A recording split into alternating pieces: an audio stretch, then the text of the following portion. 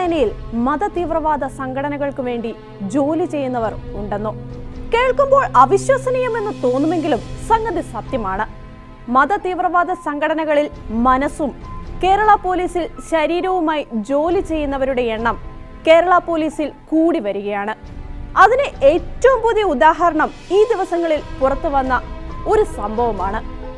പോലീസിലെ രഹസ്യവും ഔദ്യോഗികമായ വിവരങ്ങൾ തീവ്ര ഇസ്ലാമിക സംഘടനകൾക്ക് ചോർത്തി നൽകിയ പോലീസുകാരനെ ഈ ദിവസങ്ങളിൽ സസ്പെൻഡ് ചെയ്തതോടെയാണ് വിഷയം സമൂഹത്തിൽ വലിയ ചർച്ചയായി മാറിയിരിക്കുന്നത്. നേരത്തെ പച്ച വെളിച്ചം എന്ന പേരിൽ പോലീസ് സേനയിൽ തീവ്ര ഇസ്ലാമിക നിലപാടുകാർ പ്രവർത്തിക്കുന്നതായി ആരോപണമുയർന്നിരുന്നു.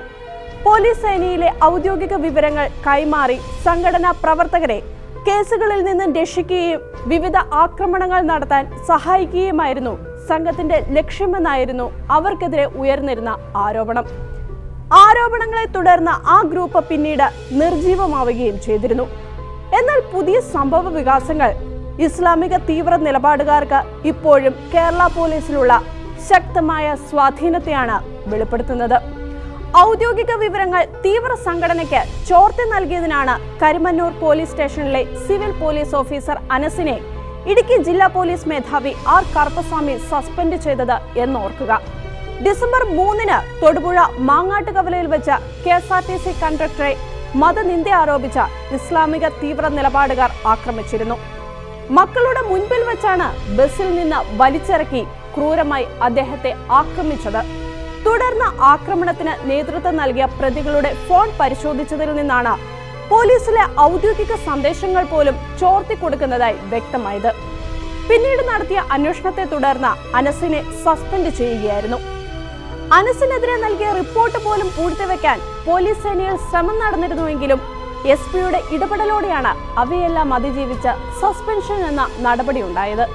പോലീസ് സേനയിൽ വ്യാപിക്കുന്ന മത തീവ്ര സംഘടനകളുടെ സ്വാധീനം ഗുരുതരമായ ആശങ്കയാണ് പോലീസിലും കേരള സമൂഹത്തിലും ഉയർത്തിയിരിക്കുന്നത്. ഈ അടുത്ത കാലം വരെ ഇന്ത്യയിലെ തന്നെ ഏറ്റവും നല്ല പോലീസ് സേന എന്നറിയപ്പെട്ടിരുന്ന കേരള പോലീസിൽ പോലും തങ്ങളുടെ അജണ്ടകൾ നടപ്പിലാക്കാൻ ചിലരെ തിരികെ കയറ്റിയിരിക്കുകയാണ് ചില മത തീവ്രവാദ സംഘടനകൾ എന്നല്ലേ തൊടുപുഴ സംഭവം നമ്മോട് പറയുന്നത്.